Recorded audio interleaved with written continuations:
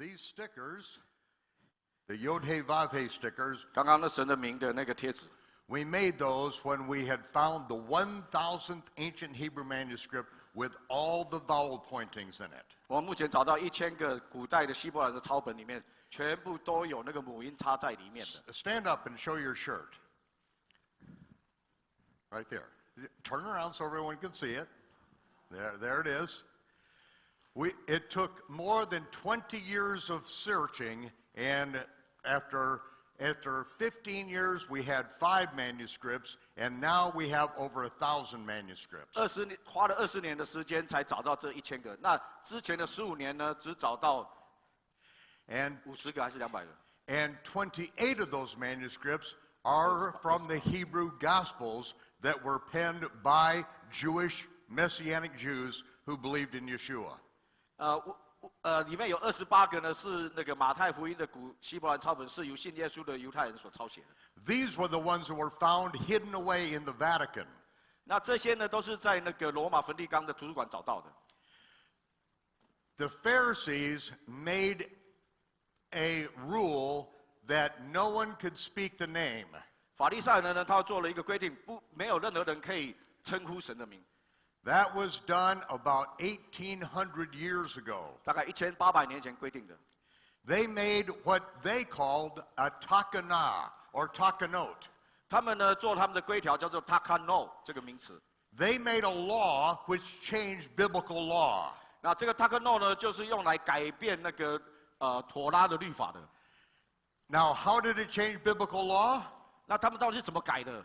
God said, I brought you out of Egypt with a mighty hand, so the whole world will know that my name is Yehovah. 好，比如说哈，在那个圣经里面，神就宣告说：“我用我大能的手把你们从埃及地给领出来，好让你们知道我的名叫耶和华。” But they wanted to deliberately hide it from the Gentiles. 但是呢，他们故意呢要把这个神的名呢，从外邦人的那个眼中跟耳中呢，把它隐藏起来。And so they made takanot, a law of their own, which changed the Bible. 所以呢，他们自己就制定了他们自己的那个规条，叫做 takano 来改变圣经。But Yeshua, in his last address on the Temple Mount, said, do not follow the takanot of the Pharisees. 好，在那个登山宝训的最后的时候，耶稣特别指明出来说，不要那个跟随法利赛人所制作的这个 takano。So why do we have these Gospels with the name, with all the vowel points?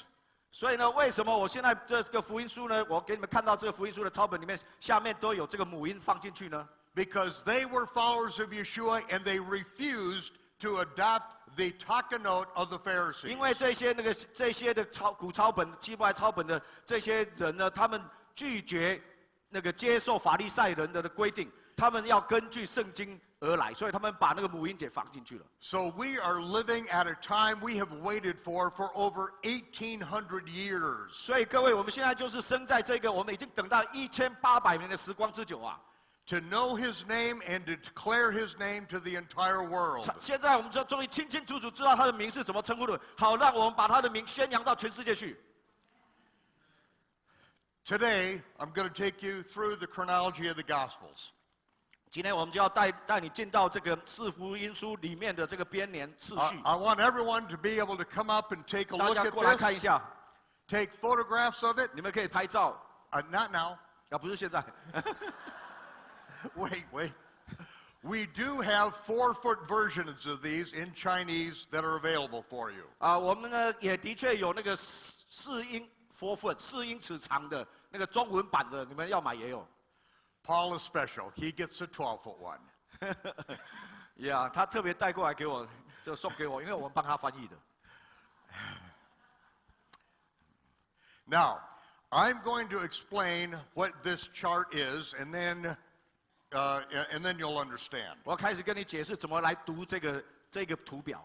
And I will use this as our example up here. 好，那现在呢，这个就是我们的范例了。Even though you can't see it because it's too small, 因为在荧幕上你们太远看不到，看不清楚。I'm going to tell you how this chart works. 好，我要告诉你说怎么样来看这个表。 The bottom line right here is the Julian calendar date during Yeshua's ministry. 那个格里高月历啊 ，Julian calendar， 耶稣那个时代是用那个 The Julian calendar。 The Julian calendar put 就在 in 最后一 place. 行。 Julian calendar put in place by Julius Caesar 42 years before Yeshua was born. 这个 Julius 这个凯撒大帝啊，他就是在耶稣出生以前，他就制作了这一套的历法，然后呢，在耶稣那个时代之前就开始施行了。That calendar is used by astrophysics today. 然后这个 Julian calendar 呢，一直到现在呢，都是还那个太空物理学家到现在还用这个 Julian calendar 的。 This is accurate to 1/10,000,000th of a day. 这个呢是在100万分之一一天的100万分之一的精准度，那个叫儒略历啊 ，Julian calendar 儒略历。 The top line are the days of the week. 然后呢，在最上面的那一栏呢，是那个一个礼拜的第一天、第二天、第三天、第四天，一直到安息日。 The days of the week in the Julian calendar are exactly precise. 然后呢，在这个儒略历里面的那个一个礼拜的开始，然后怎么样循环那些的日期呢，是很精确的。 Now I'm going to show you the most difficult part that took more than 30 years to be able to determine. 好，现在呢最复杂的地方花了30年的时间，才得着的，现在解开给你们看。 This line is the biblical calendar. 那条红色的线呢，就是那个the gray one。 Right. They can't see it, OK。 but it's the biblical calendar. 好，那里面他刚刚指的那条线呢，就是还原了依照那个农作物跟那个天体的运行所还原的合乎圣经的那个希伯来历法，是他还原的。 It was more than 40 years ago that I set out to do the chronology of the Gospels. 因为44年前呢，我决定要开始呢，把四福音呢在时间的次序里面把它排列展开出来。 Oh, I'm getting old. It was more than 50 years ago. 哦，对不起，我已经老了，其实50年前的。 But to do it, we had to understand the biblical calendar. 但是要这样子做的话，我们必须要先知道说，那到底那个圣经的历法是怎么来计算的？ Because this, every detail in every detail in the Gospels fits in the biblical calendar according to the feast of the Lord. 好，这个很重要，就是说，因为那个每一个圣经里面的那个所写四福音里面所有记载的那些事件，它是跟那个圣经里面的那个记载的耶和华的节期是完全对准来发生的。 So now I'm going to teach you the biblical calendar. 好，那因为的这样子，我必须要教导你们什么是合乎圣经的历法，那你才知道节期是怎么定。 The day begins at sunset, 那一天的开始呢，是黄昏才开始， not at midnight. 不是半夜， That's a pagan 那 calendar. 个是外邦人的历法。 The day begins at sunset. 一天就是从黄昏开始，日落开始。 The week begins at sunset at the end of the Sabbath day. 然后一个星期的开始呢，是安息日的日落，安息日结束了，日落开始。 The Sabbath day is the 7th day of the week. 然后呢，安息日呢就是第7天，一个礼拜的第7天。 It begins at sundown on Friday and it goes until sundown on Saturday, the Sabbath. 好，那一天呢，就是从礼拜5的日落一直到礼拜6的日落，那就是安息日，一个礼拜的第7天。 When the sun sets on the Sabbath, it is now the first day of the week. 好，所以呢，当这个星期6那个日落的时候呢，你看日落开始呢，就开始了一个礼拜的第1天了。 If you're ever going to figure out the resurrection in 3 days and 3 nights, that is essential. 那你们你们一定要把这个记清楚哈，因为这样你才会明白约拿的3天3夜的那个神迹是什么。 Unfortunately, even the King James translators didn't understand that. 然后很不幸的，连这个钦定版圣经的翻译者呢，他们也不明白这个。 So that's when the week begins. The first day of the week, that's Sunday, what we call now Sunday, or Okay. Saturday night at sundown. 呀，就是星期6晚上开始的那一个呢，就一个礼拜的那个第1天开始。那我们外邦的历法是把它称为星期天啦。我们 Now, when does a month begin? 那一个月什么时候开始？ The month begins when the first sliver of the new moon is sighted 好，那 in 是 Israel. 那是在以色列当地，你看到第一抹新月出现的时候，那是一个月的开始。The word month and moon are the same word in Hebrew. 在希伯来呢，那个月，一个月，那个月跟月亮的月是一样的字。The new month is the new moon. 所以这 new month 新月就是新的月亮， And this is how it's determined. 那就是这么决定的。 When the first sliver of the new moon is sighted, 当那个一抹新月刚被发现了， and this will be done just after, about 5 minutes to a half hour after sunset. 好，那一般来讲的日落以后呢，大概你要小心观看，大概5分钟到30分钟之内会出现。 And in the western sky, after the sun sets, we'll see the first sliver of the new moon appear. 所以你 in 在 the 耶 heavens. 路撒冷呢，往西边看呢，就在那个日落的时候，你要小心看那个地平线下面升起来的，会有那个一抹弯弯的新月。 Then night after night, it waxes full about mid-month. 然后呢，到随着之后的每一个晚上呢，它就是越来越亮，越来越大。 And then it wanes to where it's just a sliver just before the sun rises in the east. 然后呢，它会越来越大，然后一直到那个它越来越小，然后一直到太阳从东方升起来的时候，它就消失不见了。 And then we don't see it for 1.5 to 2.5 days. 然后呢，我们就那个新月出现，我们大概一天半到2天的时间，我们看不到它了。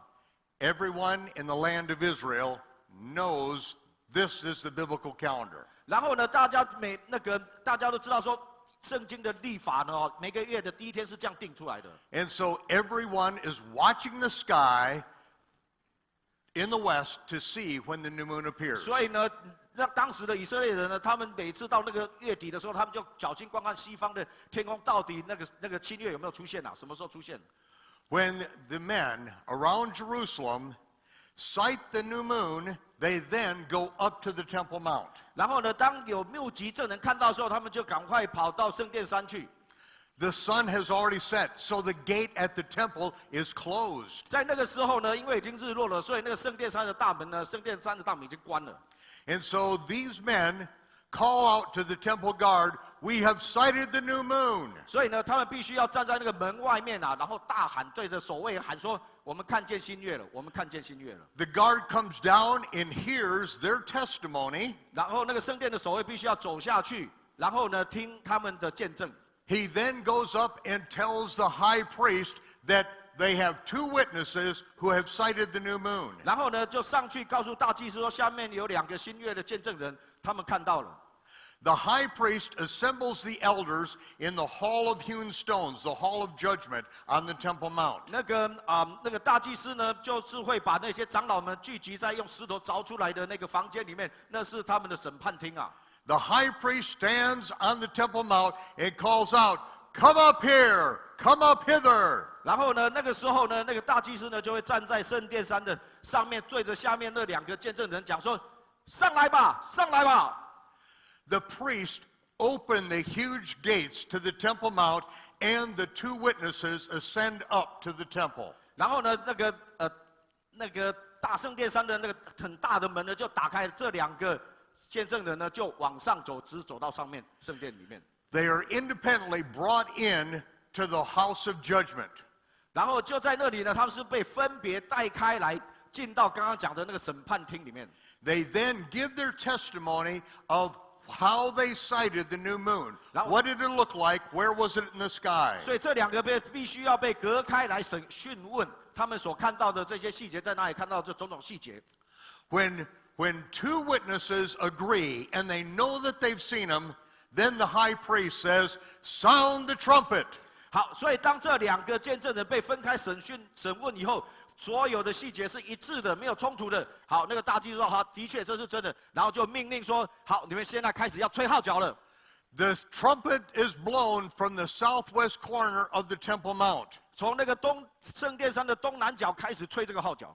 A signal fire is lit on the Mount of Olives. 然后就在圣殿山的那个顶呢，就会有那火堆就升起火来了。And then the shofars are blown and signal fires are lit from mountaintop to mountaintop throughout the land of Israel. 所以就是这样子呢，那个号角被响起以后呢，橄榄山上面的火呢，火性被点燃以后，然后每一个山顶，他们看到以后跟着把火给点燃，然后呢，以色列全境就吹起号角，所有的火就点燃起来了。It is the Rosh Kodesh in Hebrew. 这个在那个希伯来文，他们就称作 Rosh Hodesh， The head of the month. 那个一个月的头或一个月的开始。And up on the Temple Mount, they have a banquet prepared for the two witnesses and those who come up. 然后就在那个圣殿山呢，他们就会准备宴席给这两个见证人。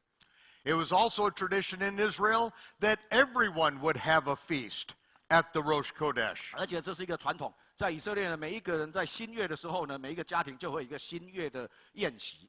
And that's going to be very important in understanding a record in the Gospels that no Gentiles have ever understood. 这些刚刚讲的这些细节非常重要，你们要记清楚，因为等一下讲四福音书里面的事件之后，跟这息息相关，这是过去我们外邦人完全不清楚的。But today, you will. 今天大家会清楚。Now you understand something in the book of Revelation. 好，现在呢，其实你们已经知道那个启示录里面的一些事情在说什么了。See, the most important head of the month is the first day of the 7th month.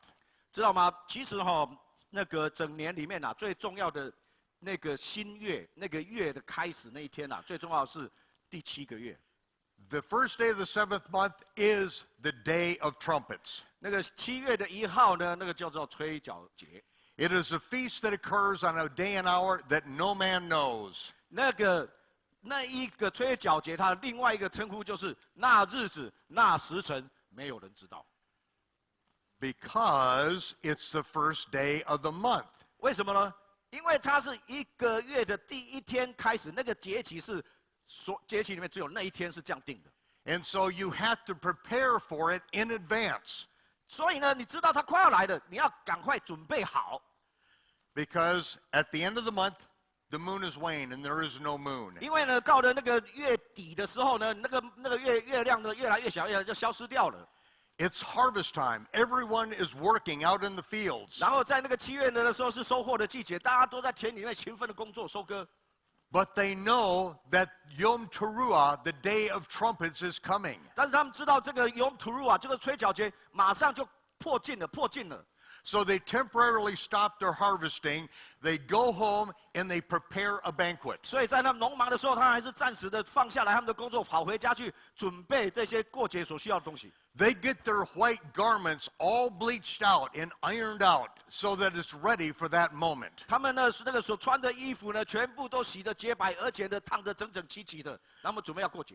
Because the day of trumpets is a high Sabbath day. 因为呢，那个照圣经的讲法呢，那个7月1号那个吹角节是大安息日啊。Now, men sight the new moon. 好，然后现在呢，看到新月。They go up to the Temple Mount and give their sighting. 冲到圣殿山去，赶快去报告。The high priest says, "Sound the trumpet." 然后呢，大祭司就说：“吹起号角来。” The trumpet sounds. 号角就响起了。The signal fires are lit. 然后呢，那个山上的火星也点燃了。That moment is a high Sabbath. 那个时候就是宣告的大安息日的开始了。If you did not prepare, you have missed the day of 如果在 trumpets. 那个 moment 那个时刻你没有准备好，你已经错失了这个机会了。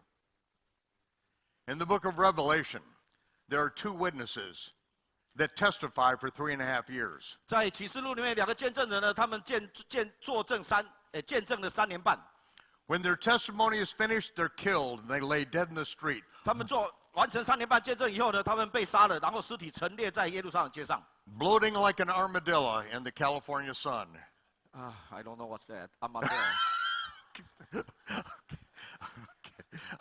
穿山甲Armadillo， 好像那个加利福尼亚州的死掉的穿山甲一样躺在地上啊。After 3.5 days, they stand up to their feet, alive. 然后呢，3天半以后，突然他们就站起来了，还复活了。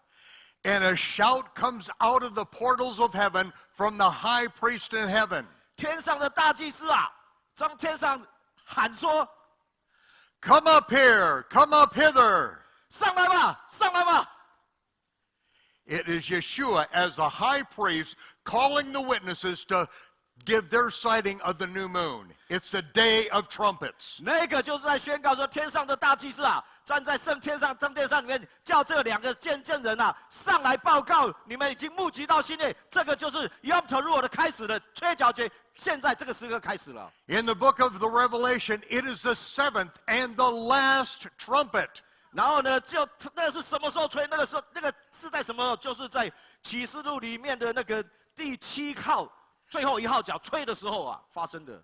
And it says, Now has come the time of the righteous dead. 然后那个时候呢，就讲到说那个righteous Those who've died and are righteous. 义人啊，那个死去的义人得赏赐的时候到了。 The righteous are raised and rewarded. 然后这些义人们从大到小呢，都全部被复活得奖赏的时候到了。 And he will now destroy those who destroyed the earth. 然后呢，他现在呢败坏那些败坏世界之人的时候也到了。 And the next thing that happens is that the bowls of God's wrath are poured out upon the earth. 接下来的场景就是神大怒的碗啊，就一碗一碗的倾倒下来到地上。 But not until the righteous are raised and rewarded, brought to the sea of fire and glass in the throne room. We're excited. Yeah， 因为我们冲到镜头外面去了。Okay. Okay. Okay. The righteous are raised and Yeah, rewarded yes. and And brought to the sea of fire Okay. and glass in front of the 好， throne 但 room. 是呢，这个大怒的7碗要倾倒下来以前呢，要一件事情发生呢，就是这一些那个义人们啊，不管死的或活着，必须要被带上来，放在这个掺杂着火焰的玻璃海上。 And while this innumerable multitude is on the sea of fire and glass, 当这些数不清各族各方各民过来的站在玻璃海上面的时候， 7 angels walk out of the throne room with 7 bowls of the wrath of the Almighty God. 那个时候呢，7个天使呢才拿着7个神大怒的碗啊，走到圣殿外面去啊。 And then the wrath is poured out.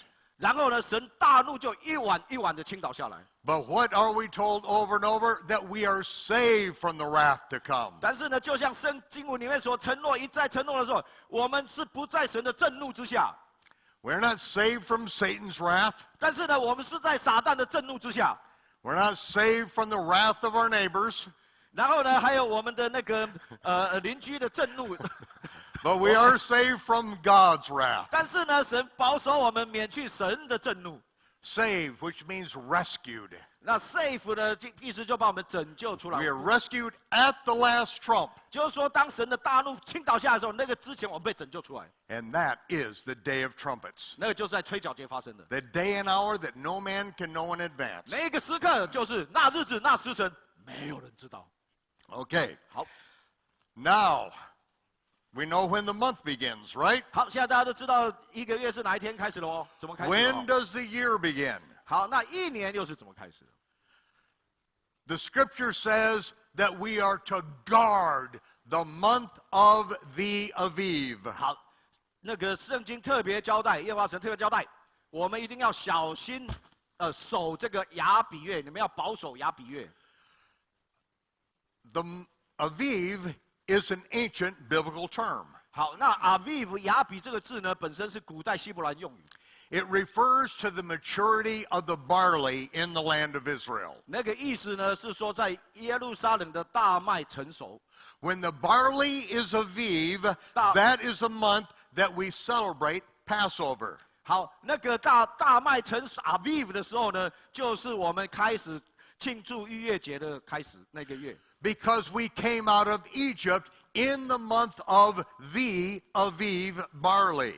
因为呢，照出埃及记载呢，我们是从出埃及的那个时候呢，就是大麦 Aviv 的那个时候。 Remember the plague of hail destroyed the barley because the barley was Aviv? 记得吗？耶和华神降那个冰雹下来，打碎了那个大麦土的穗吗？大麦土的穗不要被打碎呢，打烂呢，必须是大麦成熟了才有办法被打烂。When the barley reaches the stage of Aviv, it starts to become brittle. 然后呢，到了那个大麦成熟了以后呢，它会 become Brittle, hard. It's easy to break. 就会很容易被折断掉。脆。And 2 weeks later, we will be harvesting the Aviv barley in the land of Israel. We'll be harvesting barley. 好，然后呢，2个礼拜之后呢，我们就会开始收割大麦了。Okay, now this is why it's important. 这是为什么很重要？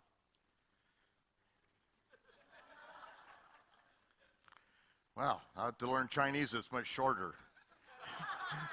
Okay. Okay. I try to keep up with your tempo. Okay. All right. Let's go. All right. I'm ready. All right. Okay. Aviv, the okay. two Passover. Okay. Yeah.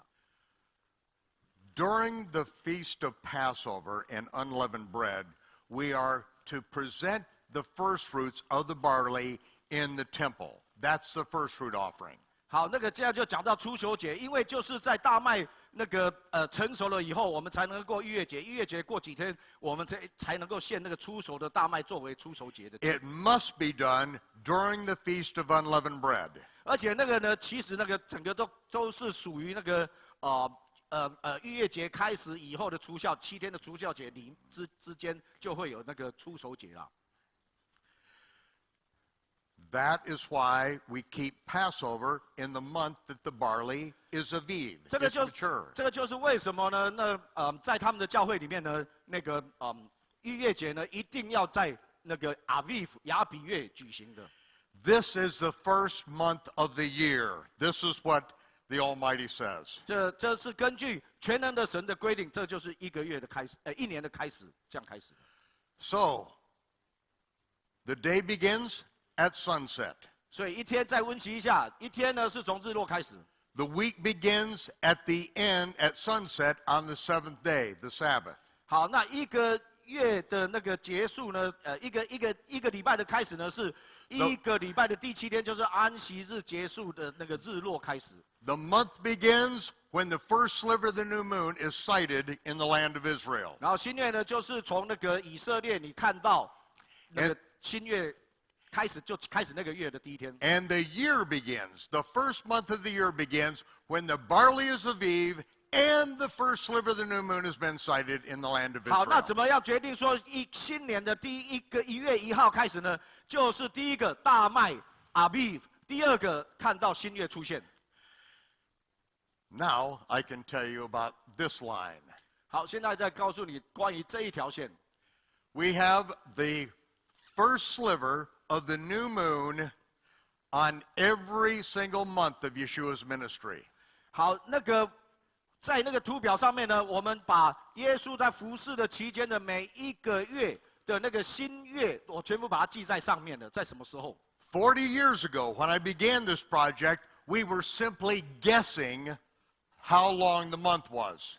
在40年前我们开始这个 project 的时候呢，我们只是在揣测到底每1个月有多长，因为你没有办法定到底20天、29天、30天。But then NASA put mirrors on the moon. 但是呢，太空总署呢，把那个镜子呢放到月球上面。 They hit them with gigawatt laser beams for more than 10 years. 然后10年之久呢，他们用镭射光束，大量镭射光束呢打上去，那个打到那个镜子。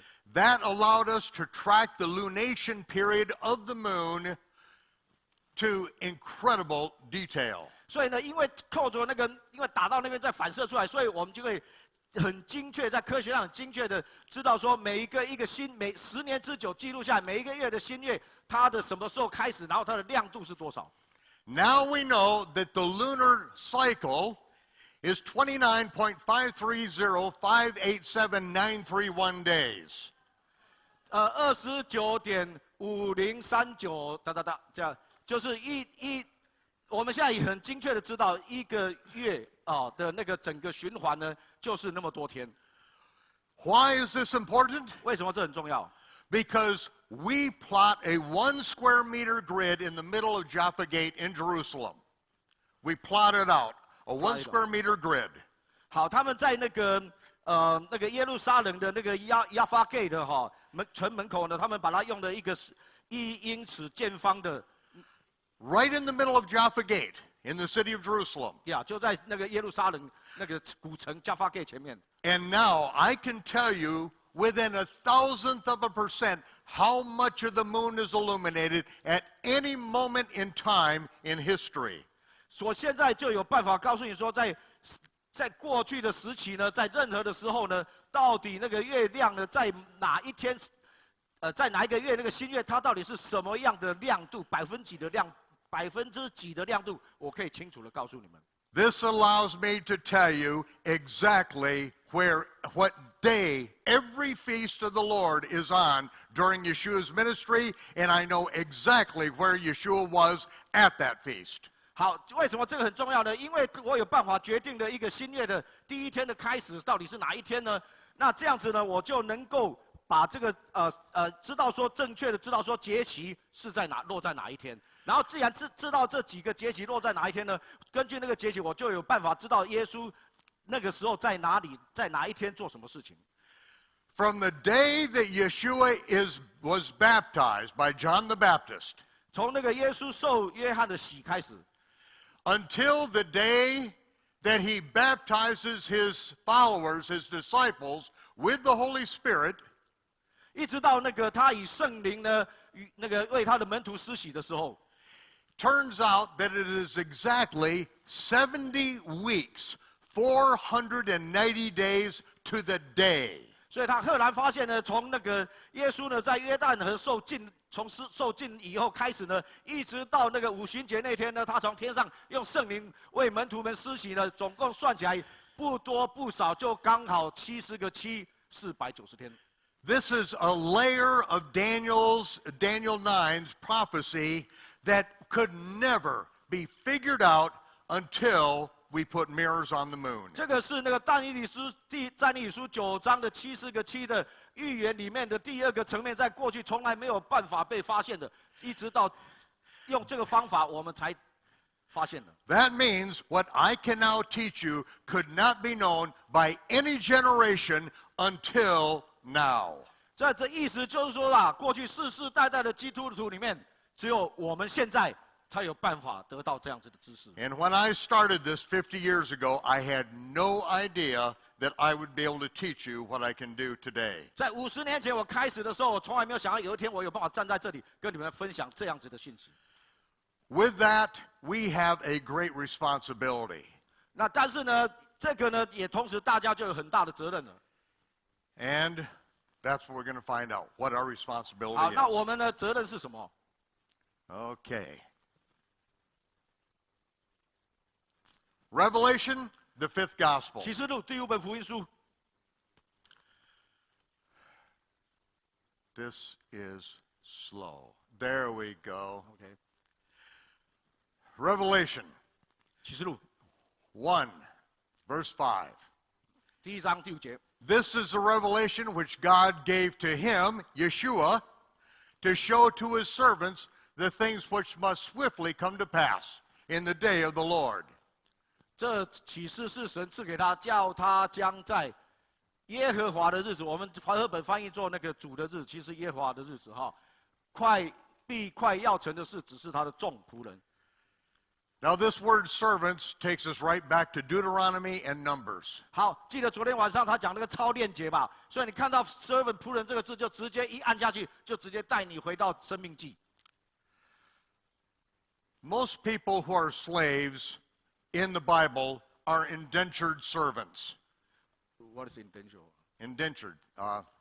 They are they are servants who are for a particular point in time Okay, got to it. pay off debt. They sell 在旧 themselves 约 into 里面的 servitude. 那个奴仆啊，好，那个呢，他们不是永远的，他们是把自己给卖了呢，做一个契约的，然后有一段时间做奴仆，不是永远的，然后偿他们的债，比如说。 Many people came from Europe and probably China, and to make their passage to America, they had to sell themselves into slavery or to indentured servitude for a period of time. 就比如说，过去有一些欧洲人来到美国来呢，他们什么都没有，所以他们把自己就卖为仆啊。那在比如一段的时间之内呢，来服侍那个主人。There's no bankruptcy in the Bible. 在那个旧约里面没有破产这件事啊。If you owed someone money and you couldn't pay, 如果你跟人家借了钱，你还不了， you'd have to sell yourself as a servant to someone who would pay your debt. 所以呢，你必须要把自己卖给那个能够帮你偿还那个债的人。The maximum period, 6 years. 最长的年限6年， The 7th year, you went free. 第7年你释放得自由。 But let's say that you loved your master. 但是这么讲吧，可是你爱你的主人， You were well taken care of, and he loved you. 主人也爱你，然后他把你也照顾得好。 You and your master could go to the elders at the gate, 你跟你的主人就可以到城门口长老们面前， and the servant could say, "This is my master. 然后呢，这个仆人呢就可以宣告说，这个是我的主人， I love my master. 我爱我的主人， I will serve him the rest of my life." 我心甘情愿服侍他，终身服侍他。 The master would say, 那个主人就说， "This is my servant. 这位就是我的仆人， I trust him with everything. 我信任他100%。 I will back him up. Any contract he makes, I will back him up 100%. 在他所出去签的任何的合约呢，我绝对支持他，我会为他背书。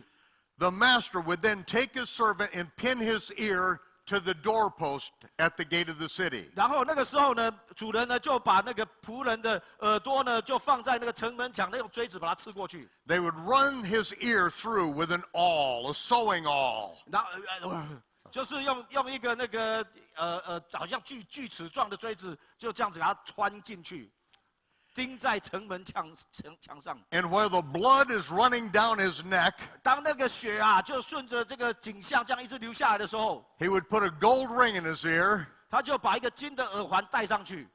and the servant would confess his master as his Lord, 然后就在那个时候，那个仆人就当众宣告说：“我的主人呢是我的主。” and the master would confess that his slave, his former slave, who has served his time and is now set free, is now his servant for life. 好，那就在这个时候呢，同样这个主人也要宣告说：“我这个仆人呢，他现在虽然他的位分是自由的 ，OK， 但是呢，他现在呢会成为我终身的仆人来服侍我。” That is the word servant. 这个就是 in 启示录 Revelation. 里面讲的仆人的意义。 Someone who has served their time, their debt has been paid, and yet they want to serve the master the rest of their life. 这个人呢，已经把他卖身的这个期间呢，服役满了，把他的债也偿还清楚了。可是呢，他虽然得着这个自由的身份，他甘愿终身服侍这个主人。 His obligation, the servant's obligation, is done. 他再也没有那个法定的义务了。 But now he says, "You are my Lord. I will serve you forever." 但是呢，这个仆人跟这个主人说：“我心甘情愿，你是我的主，我要一生一世服侍你。” This is to whom the book of Revelation was written. 启示录开宗明义就讲是写给这样的人的。 This isn't somebody who shows up for church on Easter and Christmas. 这个不是写给只有在复活节跟那个圣诞节呢，进来教会坐的人。 It's one who says, "Everything I have and everything I ever hope to obtain in this life is yours." 那个是呢，就是说我所有的身家性命都是你的那种的基督徒。 Yeshua Messiah is the faithful witness, the Now- firstborn from among the dead. 好，耶稣是诚实做见证，从死里首先复活 ，firstborn。 The sovereign or the King of Kings over all the earth. 他是 the King of the King， 是万王之王，而且是统管全地。 He loved us and washed us from our sins in his own blood. 他爱我们，用他的血使我们脱离罪恶，或洗去我们的罪恶。 Now listen to this. 好，现在重点来了。 And he has made us priests and kings to God his Father. 好，他已经使我们成为了那个他国民还有他父神的祭司。This is a summation of everything Yeshua accomplished in the first 4 Gospels. 这个呢，就是这么样的一句话呢，就是总结了4福音书里面耶稣所成就的事。He washed us from our sins with his own blood, 他用他的血洗净我们的罪恶。and he has made us priests and kings to God. 他再一次，他已经使我们成为至高神的祭司跟国民。To understand this, we have to go back to Exodus. 好，为了要明白这一句话的深刻含义，我们再按这个操练节，要回到了出埃及记。All right, and I'm going to start just telling you the story here in a minute. 好，现在要开始讲故事。 First of all, it was the 3rd new moon when we had come out of Egypt. 好，那个照 King James 的版本呢，是第3个新月的时候，我们那个离开了埃及啦。和合本是写满3个月，不一样。OK。 In Hebrew, it tells us it was the very day of the new moon of the 3rd month. 好，那在希伯来书呢，告诉我们是在那个第3个月，就是在第3个月的那一天，就是第1天呐，因为他们是亚比月，I mean like。 And that is the day we came to Mount Sinai. 那个就是那一天呢，我们来到了西乃山。Oh, I have to show you this. 8 miles away from Mount Sinai, we're going to see it on this only. Okay. 8 miles away from Mount Sinai, that's where Moses struck the rock. The rock split open and outflowed rivers of water. 你们现在看到的呢，这个就是在距离西乃山大概8英里的地方啊，那个就是摩西呢击打磐石出水的地方。What you are going to see right here is drone footage that was smuggled out of Arabia just last month. 好，你们现在所看到的呢，是用那个偷带进去沙地阿拉伯的那个 drone 啊，飞上去呢，偷拍出来的，空拍的。 This is the rock that Moses struck. And out of this are 2 rivers of water that fed the nation of Israel. 这个呢，就是那个摩西呢击打的磐石，你看那个磐石这样裂开，从那边分出2道的河水出来呢，喂养那几百万的以色列人。 This is before we got to Mount Sinai. 这个是我们抵达西乃山之前。 On the way. And it says that the children of Israel went forth out of the land of Egypt. Okay. Okay. Now I'm just going to start right here and tell the story. Okay? So, when we got to Mount Sinai, that's when God called Moses up into the mountain. 好，我们到了西乃山的时候呢，就是那个时候，耶和华神叫呼喊摩西上山。 And this is what he said to them. 他这么说 I want you to gather all of the elders of Israel together and tell them this. 我要你聚集那个以色列众百姓，告诉他们这个众长老。 You have seen that I brought you out of the land of Egypt with a mighty hand. 你们看到，你们亲眼看见我用我大能的手把你们从埃及带出来。 You and everyone in this camp saw the miracles that I did to bring you out of Egypt. 你们现在的所有的人，你们每一个人都有亲眼看见我行这样的事情。 You saw that I delivered you from the hand of Pharaoh and I crushed his army at the bottom of the Red Sea. 你们看到我如何用大能的手从埃及的法老手中把你拯救出来，把他的军兵投在海中。 Now, 现在， if you will obey my voice, if you will obey my voice and keep my covenant, you shall be a nation of priests and kings. 现在只要这2个条件，你们愿意听从我的声音，而且呢遵守我的律典章的话，你们就会成为祭司的国度。 You will be a peculiar people, it says 你 in 们 King 会 James. 成为列邦中的珍宝，在我眼中列邦中的珍宝。 In Hebrew, it is you will be my segula. 在那个字呢，在希伯来文叫 segula， Everyone say segula. 大家讲 segula。Segula is a treasure so precious that the king does not let anyone else touch it. He holds it in the palm of his hand. Segula 呢，就是好像那个古代的那个以色列的君王啊，他最喜欢的那个珍宝啊，他舍不得给别人碰，他常常把它抱在手中的那个叫 Segula。You are my precious treasure. 你就是在我的手，成为这样我手中的舍不得放开的珍宝。You have seen that I have been your Savior. 你们看到的，我是怎么样拯救你们出来，是成为你们的救主的。Now will you make me your Lord? 所以呢，你们看到我看到我是你的救赎者，但是你现在愿意让我成为你的主吗？ Will you do everything that I command you to do? 你愿意来顺从我吩咐你谨守的一切的话语吗？ If you will do this, 只要你愿意， you will be my prophets. 你就是我的先知。 You will represent me to the entire world. 你就可以到世界上面去代表我。 You'll be a nation of priests and kings. 你们整个国度每一个人都是祭司啊，这是整个祭司的国度啊。 And the people said, everything that Yehovah says unto us, we promise we will do. 所以呢，每一个人那时候就讲说，凡耶和华所吩咐一切的，我们都愿意谨守遵行。 So Moses returned the words of the people 所以摩西呢，就把那个百姓的话呢，再回去告诉， up to Yehovah on the 走 mountain. 再上山去告诉耶和华说，的确百姓都说他们愿意。 And Yehovah gave further instructions then. 好，那耶和华就进一步指示， Tell the people to sanctify themselves and get ready for 3 days. 告诉百姓自洁3天。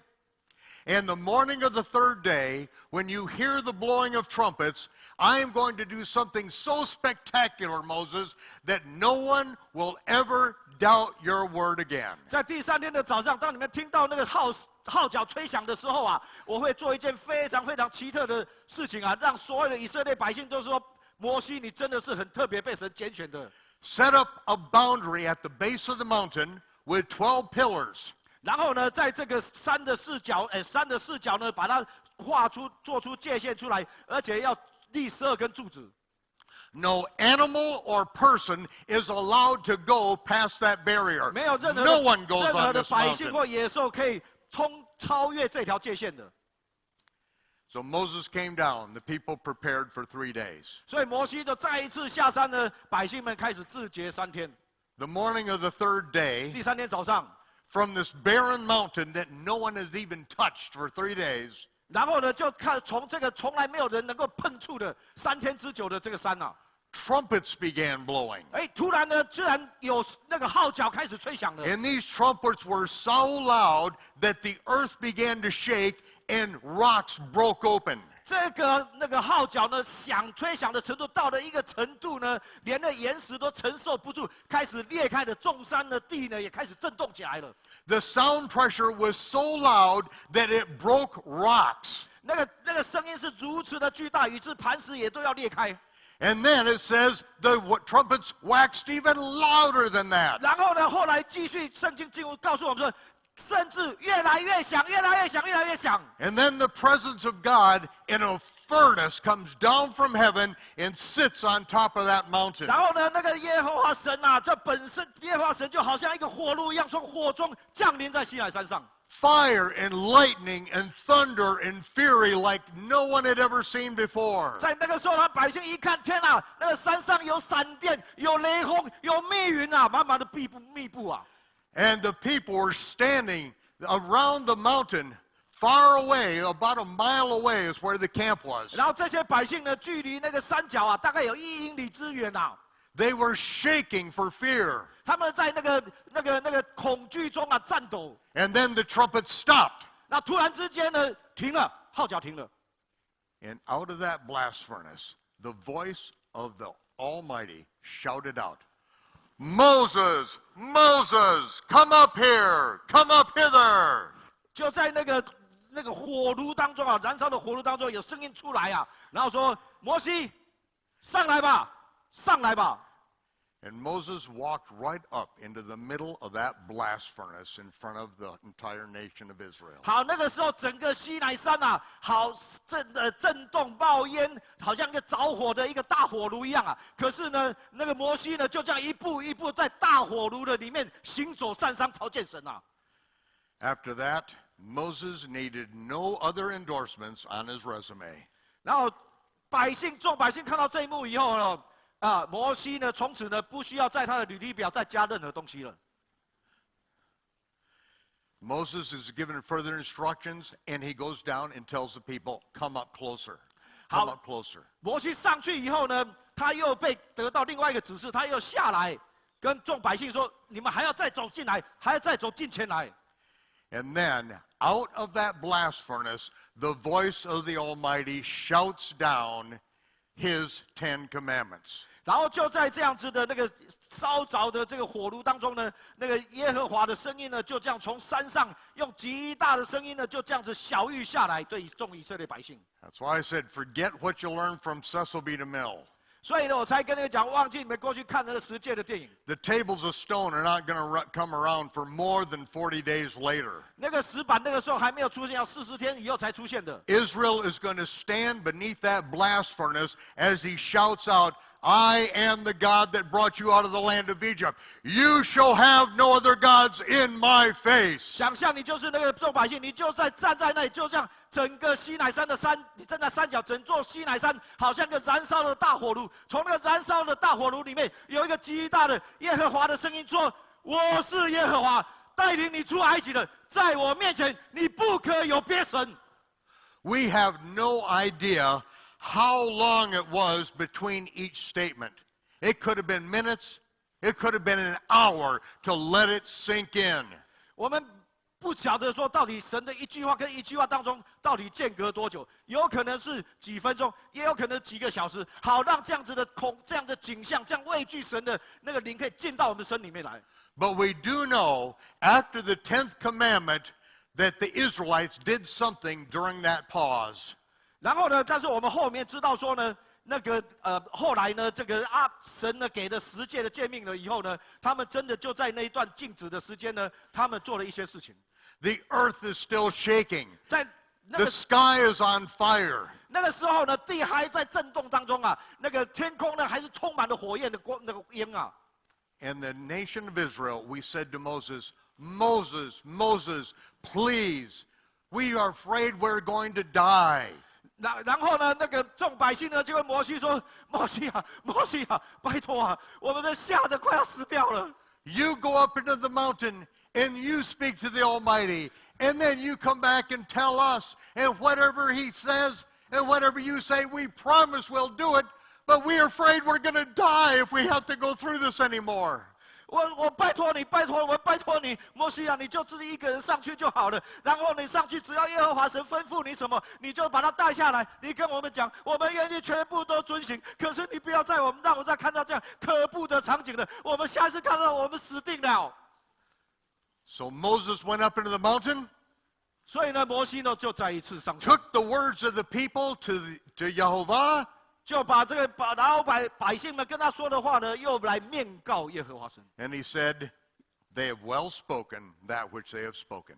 耶和华说：“好，他们说的的确是，就这样办吧。” I will cease. I will not speak to them out of this fiery furnace anymore. 我不再从这样子的这个好像一个烧着的大火炉当中来跟他们说话了。 I will speak to you, Moses, 我会对你说话， and you tell them, 你再告诉他们， and they are required to obey you. 他们必须要遵守你的话语。 But I know this is a stiff-necked and hard-hearted people. 但是我知道呢，这是应着景象呢，心里面顽梗的百姓。 I'm saying that no one is ever allowed to add to the commandments that I give you, Moses. 好，我现在就讲清楚了，没有任何人能够擅自增加或是删减我现在给你的话语。 No one is ever allowed to diminish from those commandments. 没有人能够把它删减任何的一点点细节。 But I know, 但是我知道， I know these people. 我太清楚这些人了。 I know they're going to add and they're going to subtract. 他们呢，一样还是会增加或删减。But I'm going to send them another prophet in the future. 但是当他们这样做的时候，在那个时候，我会再差遣一个先知过去， One who is like you, Moses. 就像你这样的先知， One who will hear my voice and know me face to face. 就像你这样子的呢，是直接听我的声音的，而且面对面跟我见的。 He will only speak the words that I give him. 他只会说我给他的话， And the people will be required to hear and obey that prophet. 然后那百姓们必须要听从，而且遵守他所说的那先知所说的话。 And those who do not hear and obey, diligent inquiry will be made, and they will be judged according to their compliance with the words of the prophet. 好，那些呢不愿意听的，或是愿意听的，跟遵守的，到日子到的时候呢，会根据神呢会详细考察他们，根据他们所听到的是怎么样去遵守或不遵守，来审判。 Do you know who that prophet is? 你们知道那先知指的是谁吗？ The one like Moses who hears directly from the Almighty, who will only speak the words of the 如 Almighty? 同摩西一样，跟神面对面见，然后呢，直接听神的声音的，讲话的。 Throughout the Gospels, especially the Gospel of John, 在那个四福音书，尤其是约翰福音， he is referred to as the prophet. 他 That prophet, the prophet of whom Moses prophesied. 好，他的常常就提到 the prophet 那些事，尤其你们要看一下，查一下英文的比较准一点。好 ，the prophet， 那 the prophet 是摩西所预言的 the prophet 那先知，将来临的那先知。 Now, this is where in Exodus 20 and following, 好，出埃及记20章跟之后的。 I'm going to encapsulate about 6 chapters right now. 好，现在呢要稍微总结以后的6章经文。 Moses went up in the mountain to hear the rest of the commandments. 好，那摩西呢再度上山呢，来听那个神所有的所颁布的律例典章。 The 11th commandment, The if you please. The 11th commandment, if you please. 有11个诫命，11诫。 Do not learn the way of the heathen. 好，不要学习效法外邦人的行为。 Do not learn how they worship their gods and do the same thing and say you're doing it for me. 不要效法外邦人敬拜他们神的方式，然后来说你们用这个来敬拜我， It's an abomination. 这个是亵渎。 Do not even let the names of other gods come out of your mouth. 甚至呢，你的口中不可称别的神的名号。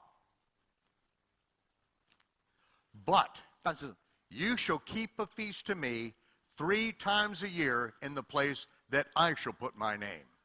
但是你们一年要来到我所指定的地方来守节3次。 Those feasts are literally enunciated in the book of Leviticus 然后这些的节期呢，就在利未记里面讲出来了， and also Deuteronomy. 还有生命记。 They are the feast of unleavened bread, Passover and unleavened bread. 那个呢，就第一个呢，就是除酵节，那里面包括的那个逾越节在里面。 The feast of Shavuot or Passover or Shavuot Yeah. or Pentecost. 呀，Pentecost 七节或称五旬节。 And the feast of Sukkot or the feast of 然 Tabernacles. 后呢，祝棚节。 3 times a year, all males must present themselves at the place that I designate. 一年3次，所有的以色列男丁一定要到我所指定的地方来守节。 That is Yeshua's ministry. Yeshua must present himself in Jerusalem for each one of the feasts of the Lord. 根据妥拉规定，耶稣也必须要遵守的，所以呢，他必须要在耶稣的服事的期间里面，他这3个节呢，他一定都要上耶路撒冷去守的。 I'll show it to you. Can you put up the big slide there of the chart?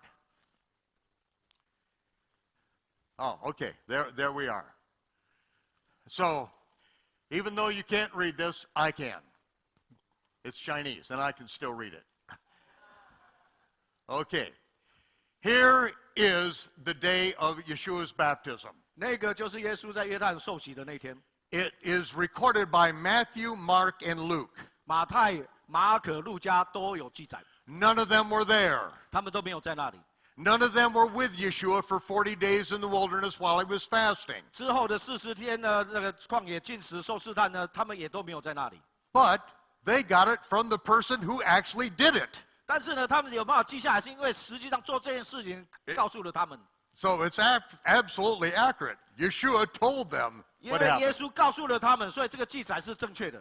And so we have 40 days in the wilderness 接下来就是 fasting, 接下来就是那40天，在旷野禁食40天。 and the 41st day, that is when he was tempted by Satan. 然后在禁食4天满了以后，第41天的时候，撒旦进前来试探他。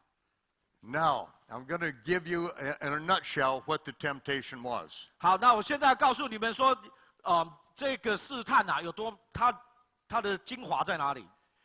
Satan is tempting Yeshua by quoting the scriptures. 撒旦呢，直接用圣经的经文来试探耶稣。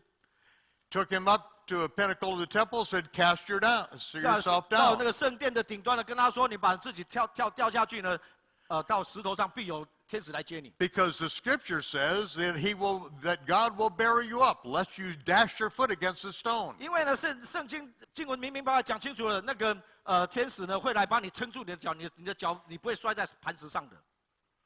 What if Yeshua responded to Satan and he actually did it? 万一啦，如果呢真的呢，那个耶稣呢照着撒旦的建议就这样子做了呢？ Then he would have broken the very prophecy of Moses. 如果他真的这样做的话，他就已经毁坏了摩西的预言了。 This is a prophet who will only do what I tell him to do, not what Satan baits him to do. 这未来的先知呢，他只会做我告诉他要做的事情，不 He will 是撒 not- 旦叫他做的事。 He will not respond in any way to Satan's temptation to get him to act on his own behalf. 然后呢，他不会去听任何撒旦来的建议，好让他站在自己的地位上面行他自己要做的事。 Moses says if the prophet does anything of his own volition, that prophet will die. 然后呢，这个摩西说啊，如果那先知他奉耶和华的名，但是所做的事情呢，不是耶和华叫他做的，那先知必死，必要致死。 Satan then showed him all the wealth and the glory of all the kingdoms of the earth in a moment time. 然后呢，接下来在刹那之间呢，撒旦把列国中的荣华呢，刹那之间都显给耶稣看。 Satan said, 撒旦说 all this has been delivered into my hand, and to whomsoever I will, I give it.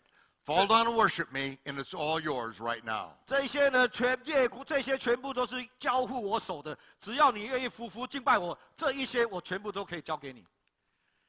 Yeshua never challenged Satan's jurisdiction. 耶稣呢，从来没有挑战的他的这个合法的正当性，讲这句话。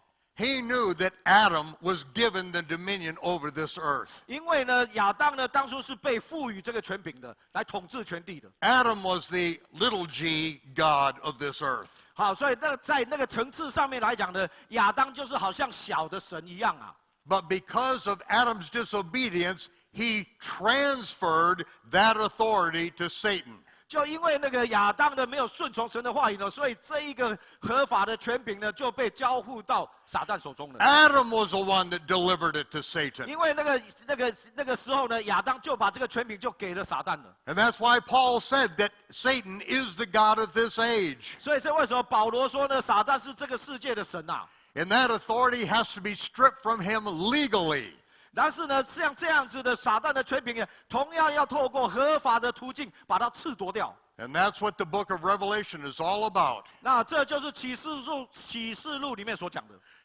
Yeshua is stripping Satan's authority from this world, and he is going to reign over this earth. 所以呢，启示录里面就看到耶稣呢拿着那个书卷呢，这样刷，一个一个的一条一条的揭开那个封印，就褫夺了撒旦的一层一层的权利。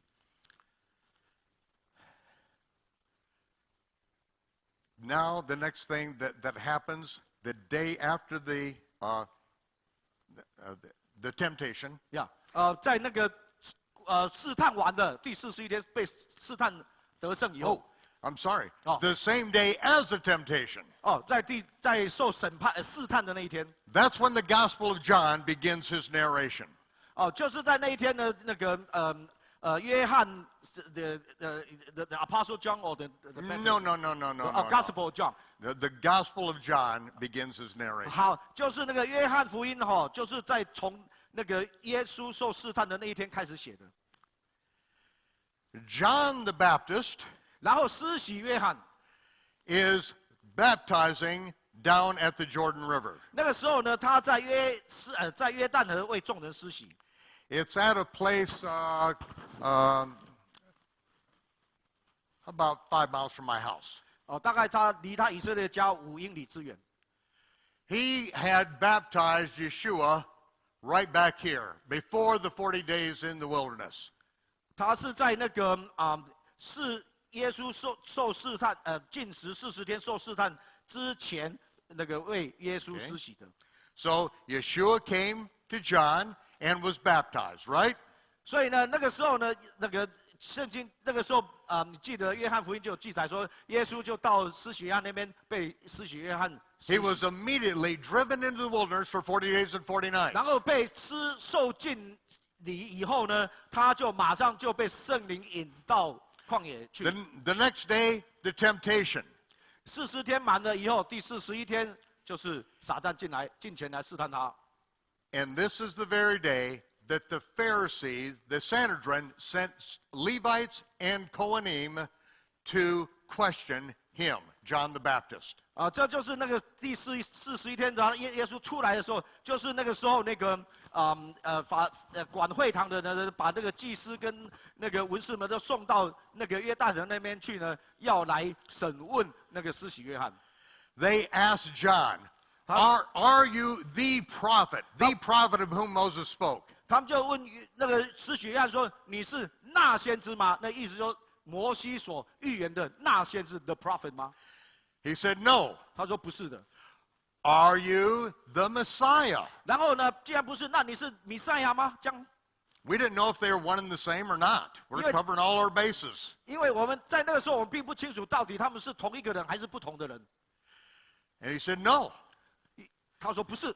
Then why are you baptizing out here in the wilderness when we have a baptism, we have mikvahs, baptism tanks in every Jewish community throughout the land? 好，既然你不是那先知，也不是那个弥赛亚，你怎么会有这个权柄在约旦河这里，在旷野之中为人施洗呢？而我们法利赛人，我们这些管会堂，我们在耶路撒冷有那么多的受禁池，大家都在那里受禁的啊。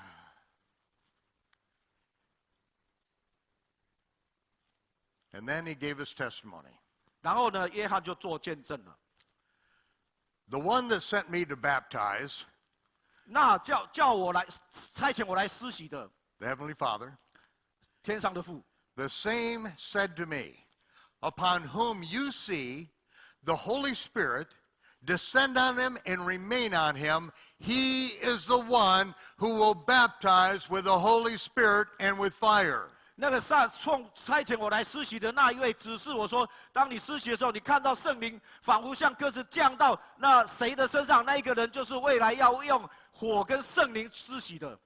And he said, and I saw this. 然后呢，这个施洗约翰就说，我亲眼看到了。It was 41 days earlier. 那是41天前。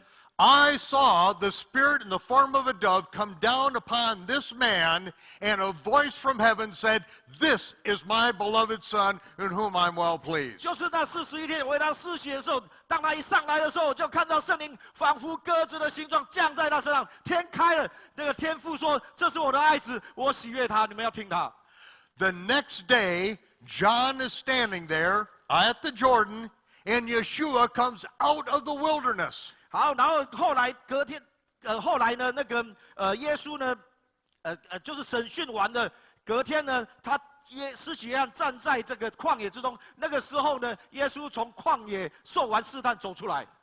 What is the date? What is the date? 哦，那个是哪一天呢？ Aviv 1, the first day of the year. 那一天就是亚比月1号，新年的第一天。And John says, Behold, the Lamb of God, which takes away the sin of the world. 所以就在那个新年的第一天亚比月1号，约翰就说：“看啊，神的羔羊，除去世人罪孽的。” The Gospel of John tells us it was the very next day. 那个约翰福音特别有指出来，就在那一个隔天 ，the very next day， 就是他们施洗约翰做完见证的隔天。John was standing with 2 of his disciples. 然后呢，施洗约翰就跟他的2个门徒站在一起。And he said to them, Here he is. This is the one I was talking about. Here is the Lamb of God. 他就指着那个耶稣就讲说，就是他，这就是我所说的，他就是上帝的羔羊。And so his disciples left him and spent the night with Yeshua. 所以呢，他的2个门徒就离开了施洗约翰，就去跟耶稣住在一起了。Then in the morning, 早上， they travel about 5 miles up to the Sea of Galilee. 他们走了那个5英里之远，到了加利利。And Philip, a fisherman from their own village, is still on the lake. 然后腓利呢，那个时候还在湖上打鱼。They joined themselves to Philip, and then they went up to 然 Bethsaida, 后腓利又加入他们，然后他们就到了那个伯赛大， which is on the northeast corner of the lake. 东北角，就是在那个加利湖东北角。 I can see it very clearly sitting on the couch in my living room. 在我的客厅呢，就远我就很清楚可以看到那个地方。 So it's about 10 miles across the lake diagonally from me. 所以那个对角的线呢，大概是10英里之远。 And there they found Nathanael. 就在那里呢，他们找到了拿但业。 Yeshua made himself known to Nathanael. 然后耶稣呢，就把自己启示给拿但业。 You can read about it in my book, The Chronological 好， Gospels. 这些的细节全部在我的书《Chronological 编年体福音书》里面，10月份中文本的要出版。 And then the Gospel of John says it was the 3rd day, Yom Shlishi, the 3rd day of the week. 好，然后呢，再来呢，那个约翰福音就讲到说，第三日 Yom Shlishi 就是什么叫做第3日的 third day， 就是1个礼拜的第3天。 And there was a wedding in Cana. 然后那个时候就是迦南的婚宴。 It's about a half day's journey from Bethsaida. 但从那个伯赛大到那个迦南呢，大概是半天的旅程。 And Yeshua goes to this village. 耶稣呢就到了那里。 And that is when he does the miracle of defiling the Pharisees' ceremonial stone water pots. 那个呢，就在那个婚宴里面呢，他当众呢就玷污了法利赛人呢作为洁净规矩的石缸。 Many people call it the miracle of turning water into wine. 很多人就把它称为把水变成酒的神迹。 But as soon as you see that there were 6 stone water pots for the purifying of the Jews, it tells you it's a Pharisee wedding. 但是呢，其实呢，你如果了解当时的背景的话，你一进门的时候，你看到6口的石缸，那个石缸的水是用来做洁净用的，你马上就知道说，哦，这个是法利赛人的婚礼。 You can search the Bible for the rest of your life, and you'll never find anything about stone water pots for purifying Jews. 你可以终其一生的去寻找圣经的经文，你找不到任何的经文告诉你说有用这石缸的水来作为洁净用的，没有这样的规条。 Where do you find it? 可是你在哪里可以找得到？ In the Talmud, 就是在塔木德经，你可以找得到。 which is the encyclopedic dictionary of Jewish law. 那个就是那个法利赛人的律法他们所编定的律法的百科全书啊。 This literally encyclopedia of thousands of commandments that they added to the 那 Torah. 里面记载了真的就像百科全书一样，几千条啊。那个法利赛人他们所制定的规条，那个 takano 啊。 So what does Yeshua do? 那个耶稣当场怎么做？ His mother tells the servants to do whatever he says. 好，耶稣的妈妈告诉仆人说：“我儿子告诉你做什么，你们就做。” They ran out of wine. 好，酒用完了。His mother is responsible at this wedding.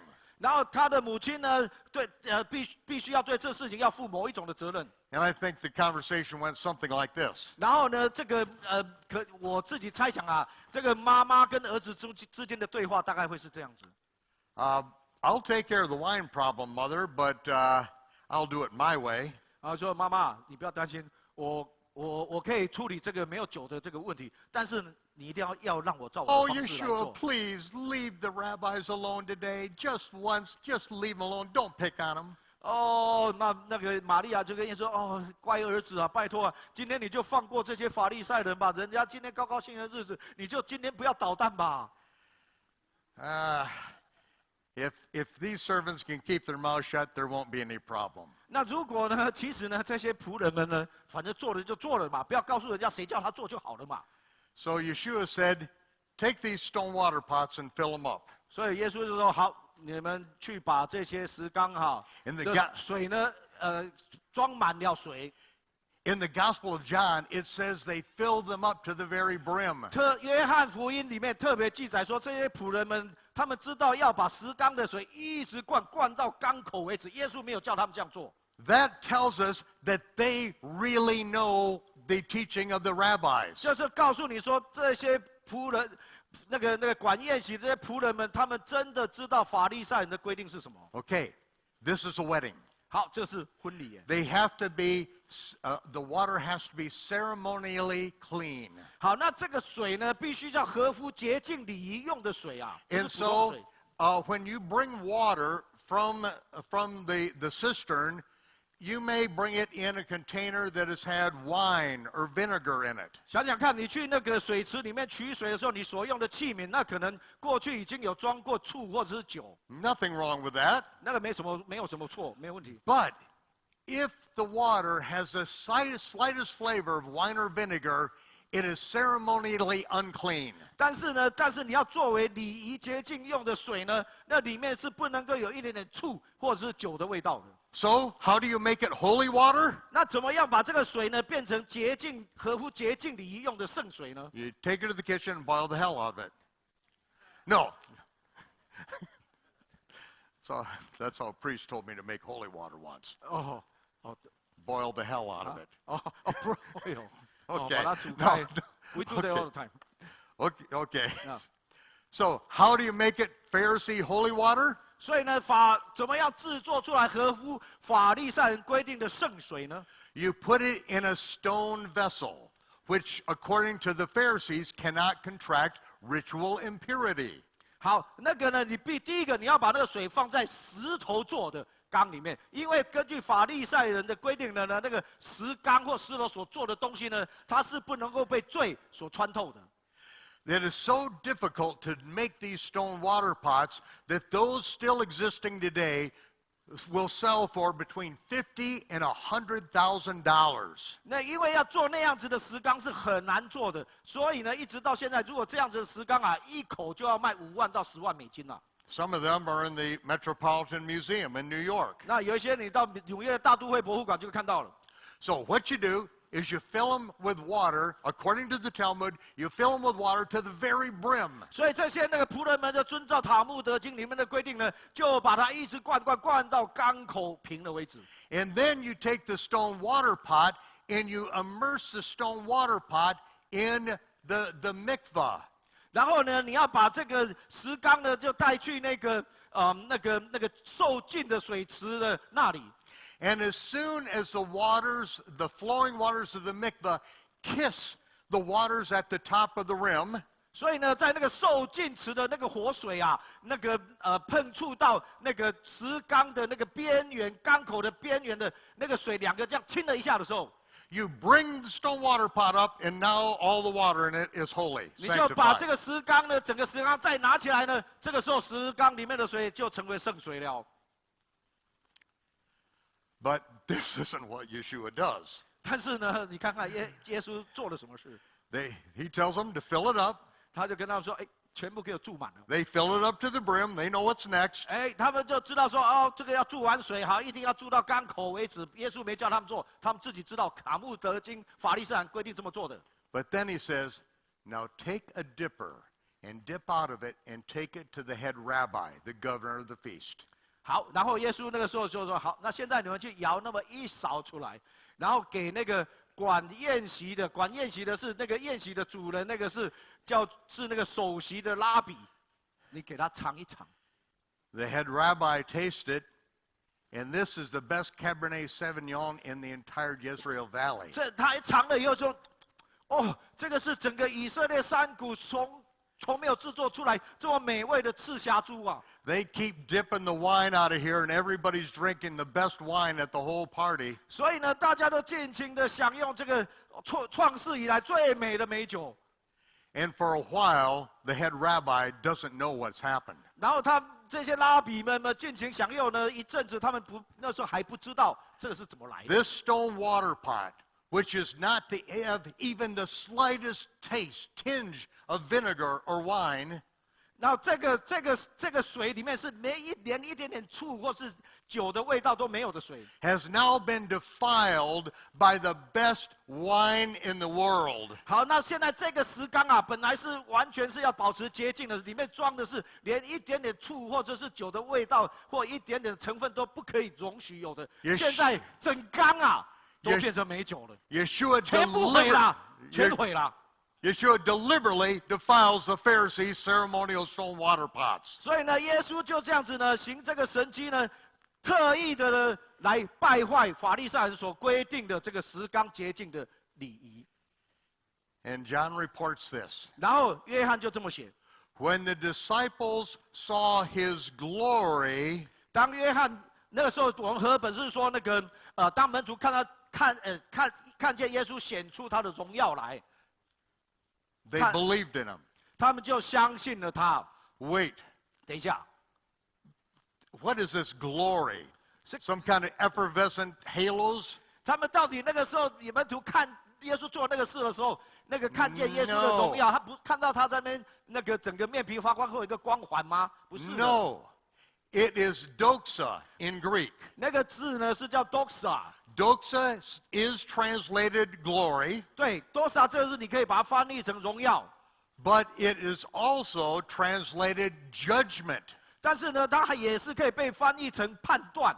And the context determines how it should be translated. 那你必须要决定那个上下文的内容，你才来决定说你到底要把它翻作荣耀还是审判。 When his disciples saw his judgment against the rules and regulations of the Pharisees, they believed on him. 好，这其实的意思就是，当这些门徒呢看见耶稣啦行了这一件神，因为他有这个神迹作为他的底啊，所以他让他做了这个行为，特意做这个行为来败坏法利赛人的。 Yeshua this is the sword of Yeshua. 好，这就是耶稣的两刃的利剑，因为呢，他特意借这个行为呢，破除了法利赛人所规定的这些规条，他把它审判掉了。 He's putting the knife blade down between the doctrines and commandments of men that they make up and the commandments of God, which are eternal. 他呢，就在借着这件事情呢，把他的准绳放下来，切开了那个神在西乃山上面小玉的妥拉的内容，跟法利赛人自己所制作的人的遗传的规条，他把它就这样切掉了。 We recognize this as a miracle. 我们把这个当作的确承认这是一个神迹。 But you are going to see that every miracle that Yeshua does, he is deliberately violating Pharisee rules and regulations. 但是呢，你会在往后的说，我只要跟你们讲的这些神迹里面，每一件耶稣所做的呢，不是只有行神迹而已，那是借着这些行神迹呢，来破除法利赛人所制定的种种的规条。 He is constantly putting the commandments of God in their face and exposing their rules and regulations as fraud, religious fraud. 他持续的呢，把纯正神的话语呢，表明在他的面前呢，然后呢，暴露了他们这个人为的宗教规条的体系呢，然后让众人知道说，这一些呢是虚假的宗教体系。 We're going to take a break for a couple minutes, and then when we come back, we're going to finish up at Mount Sinai. 好，我们现在暂时休息，回来的时候我们要讲西乃山。